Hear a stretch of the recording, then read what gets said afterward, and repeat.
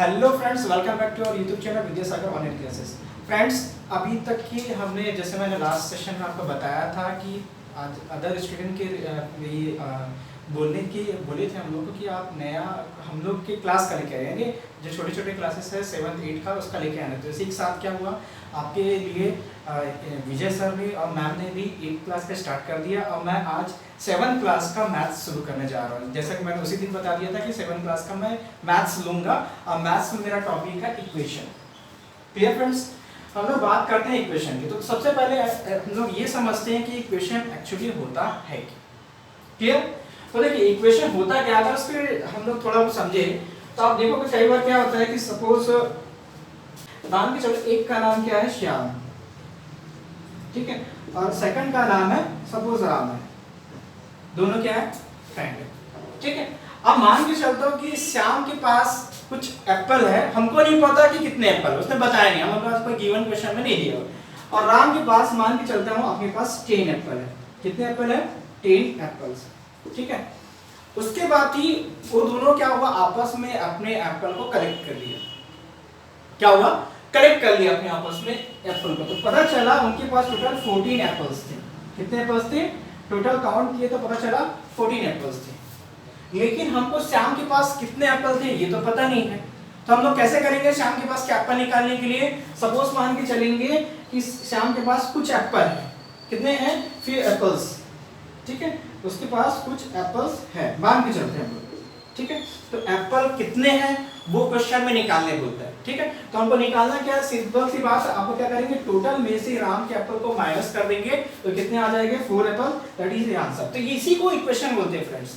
क्या होता है, जब इसी को हम लोग इक्वेशन के मतलब मैथ्स के फॉर्म में रिप्रेजेंट करते हैं, मैथमेटिकल रिप्रेजेंटेशन करते हैं कि सपोज किसी एक का मिसिंग है और उसका हमको कैलकुलेट करना है, या एक हो सकता है, दो का कुछ दो कैंडिडेट हो सकते हैं, उनके जो वैल्यूज है वो अननोन, ठीक है।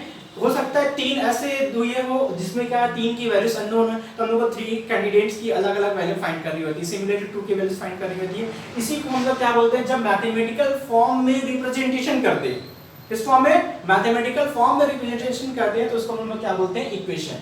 तो फ्रेंड्स, अब आपको समझ में आ जा रहा होगा, आ गया है कि आराम से आप क्या करेंगे, किसी भी एक क्वांटिटी अननोन होती है, इसको मैथमेटिकल फॉर्म में रिप्रेजेंटेशन करते हैं, वही हमारा क्या होता है? इक्वेशन। अब इसको हम लोग क्या कर सकते हैं, मैथ पढ़े हैं तो एक जनरल नॉलेज की तरफ, ऐसा तो क्वेश्चन आता नहीं है, फिर भी से मैं आपको बता देता हूं। द स्टेटमेंट, मैंने बात किया था स्टेटमेंट, मैथमेटिकल स्टेटमेंट होता है स्टेटमेंट ऑफ इक्वलिटी। देखिए फ्रेंड्स, मैंने यहाँ पे लिखा था क्या, श्याम के जो एप्पल्स थे वो थे प्लस राम के 10 एप्पल थे इक्वल टू 14। तो यहाँ पे मैंने क्या सिंबल किया था? इक्वल टू का सिंबल यूज किया था, इसी वजह से equality between two expression known as the equation, ठीक है। तो यहाँ पे दो अलग अलग एक्सप्रेशन दिए थे, इसमें टोटल था और इसमें दोनों का अलग अलग एडिशन हमने किया था, ठीक है। इसी वजह से इक्वलिटी बिटवीन टू एक्सप्रेशन, ये एक एक्सप्रेशन हो गया, सेकंड एक्सप्रेशन हो गया, इसी को क्या बोलते हैं? इक्वेशन। तो समझ में आया friend? The statement between the equalities between two expression is known as equation। Clear friend? तो आई होप आपको इक्वेशन समझ में आ गया होगा। अब हम लोग बात करते हैं, जैसे मैंने आपको बताया कि अभी तो मैं जो एग्जांपल लिया था उसमें सिर्फ श्याम यानी एक जो पर्सन है उसकी वैल्यू मिस थी, यानी उसकी जो वैल्यू है या उसके पास जितने हाउ मेनी एप्पल्स थे वो हमको पता नहीं था, उसको हम लोग कैलकुलेट किए। Clear friends? लेकिन अगर हो सकता है कि वहां पे 2 वेरिएबल्स भी हो, 2 चीज भी मिस हो सकती है, या 3 कैंडिडेट की वैल्यूज हम मिस हो जाए, ठीक है। तो इसी के बेस पे जो इक्वेशन को हम लोग 3 पार्ट में कैटेगराइज करते हैं, 3 पार्ट में डिवाइड करते हैं। एक होता है 1 वेरिएबल इक्वेशन, 2 वेरिएबल इक्वेशन और 3 वेरिएबल इक्वेशन। क्या? ठीक है। 1 वेरिएबल इक्वेशन वो क्या होगा, an equation having 1 variable is known as 1 variable equation. ये वेरिएबल मैंने एक शब्द यूज किया, तो मैं पहले इस वेरिएबल टर्म को एक्सप्लेन करता हूँ। वेरिएबल का मतलब क्या होता है, हमने देखे थे राम के पास जो राम और श्याम वाला मैं एग्जांपल आपको दिया था, उसमें राम की वैल्यू गिवन थी, जैसे 10 एप्पल्स गिवन था, लेकिन श्याम का हमको कितने एप्पल्स थे वो हमको गिवन नहीं थी, ठीक है, वो अननोन था। तो ये जो अननोन होता है इसी को हम लोग क्या बोलते हैं? वेरिएबल बोलते हैं। क्या बोलते हैं? वेरिएबल। अब ये वेरिएबल इसलिए बोलते हैं, वेरी मतलब होता है चेंज होना, ठीक है। उसकी किसी चीज की समथिंग मान के चलो, कोई भी चीज मैं लेके चला तो उसकी वैल्यू में अगर वेरिएशन आ रहा है, अगर सपोज किसी टाइम में उसकी वैल्यू 10 आ रही है तो समटाइम हो सकता है कोई ऐसा सिचुएशन आए तो उसकी वैल्यू क्या हो जाए 14 हो जाए, 15 हो जाए, 1000 हो जाए, 1 लाख हो जाए। तो ये अलग अलग उसकी वैल्यू वेरी होती है उस अननोन की। अब उस अननोन को हम लोग डिफाइन करने के लिए इंग्लिश के लेटर्स का यूज करते हैं, like A B C D, आपको जो यूज करना है up to X Y Z तक की। ये जो हम लोग अननोन को ये क्या करना, आपको कहीं ना कहीं शो करना पड़ेगा इक्वेशन में, क्योंकि हमको इक्वेशन फॉर्म में कन्वर्ट करना है, एक्सप्रेशन को इक्वेशन के फॉर्म में लेके आना है। तो इसी वजह से क्या करते हैं हम उन अननोन की जगह, जैसे राम का, मैं उस समय क्या हुआ था श्याम का नाम लिखा था, तो श्याम का नाम हर जगह लंबा लिखने से लंबा समय लगता है। इसी वजह से क्या करते हैं हम लोग उसकी जगह में ये जो इंग्लिश के जो लेटर्स होते हैं उनका यूज कर लेते हैं। और ये स्मॉल में भी यूज होते हैं, कैपिटल में भी यूज होते हैं। इसी को हम लोग क्या बोलते हैं, इस अननोन को ही हम लोग क्या बोलते हैं, वेरिएबल होते हैं। क्लियर? तो ऐसा इक्वेशन जिसमें क्या हो वन अननोन, इसको क्या बोल सकते हैं, वन वैल्यू क्या हो अननोन। ठीक है, तो इस इक्वेशन को क्या बोलेंगे, वन वेरिएबल इक्वेशन। सिमिलरली अगर बात करें टू वेरिएबल्स की बात करते हैं, फॉर मैं इसका एग्जांपल भी ले लेता हूं, जैसे क्या हो गया x, हमने क्या होता है x प्लस 10 इक्वल टू 14, ये हमारा क्या हो जाएगा, एक एग्जांपल हो जाएगा। क्लियर? अब इसकी बात करते हैं टू वेरिएबल्स। तो टू वेरिएबल्स क्या होगा, यहाँ पे वन वैल्यू जो थी वो अननोन थी, यहाँ पे क्या हो जाएगा टू अननोन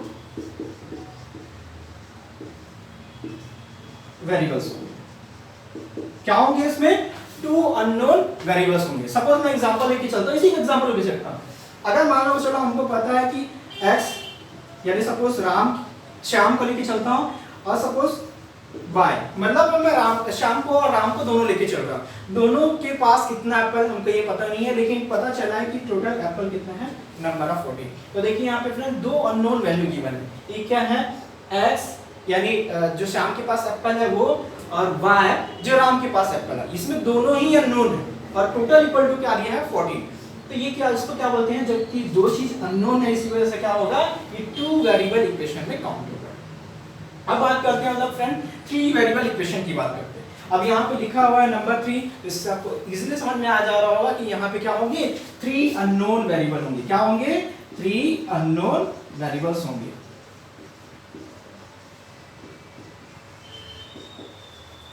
ठीक है फ्रेंड्स, तो यहाँ पे क्या होंगे, थ्री अननोन वेरिएबल्स होंगे, उसको हम लोग क्या बोलेंगे, थ्री वेरिएबल इक्वेशन। लाइक इसका एग्जांपल लेके चलते हैं, सपोज तीन कैटेगरी लेके चलते हैं। अभी क्या हुआ, राम श्याम, हम लोग मोहन भी ऐड कर लेते हैं, तो x, सपोज मैं इसको x ले लेता हूँ, जो श्याम की वैल्यू राम की वैल्यू तो y ले लेता हूँ, और जो मोहन उसको z लेके चलता हूँ। इनके पास मान के चलो हो सकते हैं यहाँ पे 25 नंबर ऑफ एप्पल हो सकते हैं। तो इसमें क्या देखिए, यहाँ पे 1, ये मिसिंग है, ये अननोन है, ये अननोन है, तीन अननोन की वजह से क्या हो जाएगा, ये थ्री वेरिएबल्स इक्वेशन है। Clear friends? तो इस तरीके से ये इक्वेशन का पोर्शन यहाँ पे खत्म होता है। इक्वेशन की जो मैंने टाइप्स आपको बता दी, अब इसके बेस पे हम लोग क्वेश्चन करेंगे। जबकि मैं 7th क्लास को लेके डिस्कस कर रहा हूँ फ्रेंड्स, तो 7th क्लास में आपसे जो क्वेश्चन पूछा जाता है वो वन वेरिएबल और टू वेरिएबल से लेके क्वेश्चन और उसका वैल्यू को सॉल्व करने के लिए आपके पास बोलता है। लेकिन थ्री वेरिएबल का आपको इक्वेशन सिर्फ और सिर्फ इक्वेशन फॉर्मेशन करने के लिए बोलेगा। तो हम लोग इस जो सेक्शन में जो भी आगे की क्लास होगी उसमें सिर्फ वन वेरिएबल और टू वेरिएबल को लेकर हम लोग डिस्कस करेंगे फ्रेंड्स। फ्रेंड्स देखिए, अभी मैंने टू वेरिएबल थ्री वेरिएबल की बात में हम लोग डिस्कस किए थे, लेकिन हम लोग पास मैं पहला क्वेश्चन लेके आ रहा हूँ। सिंपल सा क्वेश्चन है, ये वन वेरिएबल का वन वेरिएबल आपको इजीली दिख रहा है, क्योंकि यहाँ पे सिर्फ x जो है, यहाँ पे एक ही अननोन क्वांटिटी, बाकी सब क्या है, नोन है। इसी वजह से क्या होगा, ये वन वेरिएबल में काउंट करेगा। अब देखिए फ्रेंड्स, इसको सॉल्व करना एकदम बहुत ही इजी वे में इसको सॉल्व करना रहता है। और सॉल्व करने का तरीका क्या है, देखिए आप जो वेरिएबल्स वाले 3x लेके चल रहा हूँ, इसको आप जैसे एक वैसे रहने दीजिए। स्मॉल x है फ्रेंड्स, मैंने गलती से कैपिटल X लिख दिया है, ये स्मॉल x है। ठीक है, अब देखो कि क्या है, 3x + 2 = 17 दिया हुआ है। देखिए यहाँ पे इक्वल का सिंबल भी, इसकी वजह से इक्वेशन कहलाएगा। अब देखते हैं यहाँ पे 3x है प्लस 2y, तो हम लोग क्या करेंगे, सबसे पहले क्या करेंगे, इस 2 को उधर राइट हैंड साइड में ट्रांसफर कर देते हैं। आपको पता होगा फ्रेंड्स, जो इक्वेशन के लेफ्ट हैंड साइड में रहता है उसको हम लोग बोलते हैं लेफ्ट हैंड साइड, और उसको बोलते हैं राइट हैंड साइड। ठीक है, राइट हैंड साइड। क्लियर? जो इक्वल के सिंबल के लेफ्ट में होगा उसको लेफ्ट हैंड, और जो इक्वेशन के सिंबल के राइट साइड में होगा इक्वल टू के सिंबल के, उसको क्या बोलते हैं, राइट हैंड साइड बोलते हैं। तो हम लोग क्या करते हैं, जब भी कोई भी टर्म जो क्या होता है लेफ्ट हैंड साइड से राइट हैंड साइड में शिफ्ट होता है तो हमेशा उसका जो साइन होता है वो चेंज हो जाता है। तो क्या होगा 17, ये तो हमको चेंज नहीं कर रहे, लेकिन इस 2 को हम क्या कर रहे हैं इधर की तरफ ट्रांसफर कर रहे हैं। इसके सामने का सिंबल क्या पॉजिटिव, उधर जाके क्या हो जाएगा नेगेटिव। 17 में से 2 चला जाएगा तो आपके पास बचेगा फ्रेंड्स 15, ठीक है। और यहाँ पे 3x लेफ्ट हैंड साइड में जैसे का वैसे। अब क्या करना है हमको सिर्फ और सिर्फ x की वैल्यू फाइंड करनी है, क्योंकि इसमें क्वेश्चन में बोला है find the value of unknown variables, यानी x की वैल्यू को फाइंड करने बोला है। तो हम लोग को क्या करना है ये x को जैसे का वैसे रखना है। क्लियर फ्रेंड्स, इसको फाइंड करने के लिए यही तरीका रहता है, जो अननोन रहता है उसी को सिर्फ लेफ्ट हैंड साइड में लिखते हैं, बाकी सबको हम लोग राइट हैंड साइड में शिफ्ट करते जाते हैं। अब देखिए यहाँ पे कुछ नहीं है, 3 के साथ x लिखा है, इसका मतलब क्या होगा इनटू होगा। तो इनटू क्या होगा, मैंने जैसे बताया कि लेफ्ट हैंड साइड वाला जो भी चीज राइट हैंड साइड में जाता है तो उसका सिंबल क्या हो जाता है चेंज हो जाता है। तो यहाँ पे इनटू है तो उधर जाके क्या हो जाएगा इनटू का उल्टा होता है आपके पास डिवाइड, दैट इज क्या हो जाएगा 3। अब 3 1 जा 3 और 3 5 जा क्या 15।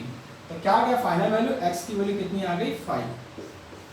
एकदम बहुत ही सिंपल तरीके से हमने इसको सॉल्व किया फ्रेंड्स। आप धीरे धीरे इसी ऐसे टाइप के क्वेश्चन को सॉल्व करते रहिए तो आपको बहुत ही मजा आएगा इस क्वेश्चन को सॉल्व करने में। ये बहुत ही इजी दिए हुए होते हैं और ये ज़्यादातर पे अभी तो मैंने डायरेक्ट आपको बताया, ये हो सकते हैं कि नेक्स्ट टाइम में एक पर्टिकुलर एक सेंटेंस के फॉर्म में हो, इसके थ्रू हम क्वेश्चन का फॉर्मेशन भी करेंगे। तो फ्रेंड्स आई होप आपको ये वीडियो अच्छा लगा होगा। अगर आप ये इस वीडियो में नए हैं, जो स्टूडेंट जो 7th क्लास के हैं, जो फर्स्ट टाइम देख रहे हैं, तो प्लीज़ इसको सब्सक्राइब कीजिए और लाइक कीजिए और अपने फ्रेंड्स से ज़्यादा से ज़्यादा शेयर कीजिए। Thank you friends.